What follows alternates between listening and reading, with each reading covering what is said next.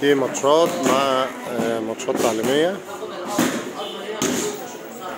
هنا كل واحد ليه تكنيك معين بيلعب بيه، فلا بد ان هو ما يتخطاهوش.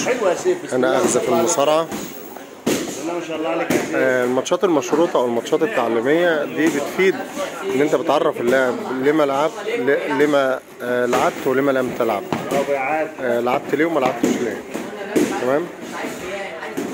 المفروض كل واحد يقف على النقاط بتاعت اللاعب بتاعه، يبتدي يوجه له السلبيات والايجابيات، ويبتدي ان هو يفهمه ويطور من اداء اللاعب بتاعه. زي ان انت بتعمل له بلان بيمشي بيه. هنا في الحال ده في حاجات كتير، هو ضحك عليه ورماه بره، واللاعب الاحمر طبعا ما استغلش المواقف اللي هو فاهمها.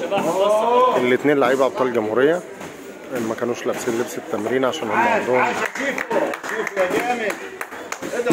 ده 2009 اللاعب الاحمر طويل 2009، واللاعب الازرق 2007 اللي هو لابس 7.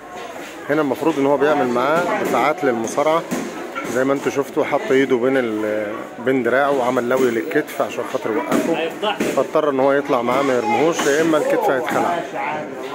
تمام. هنا ضربه تحت الحزام.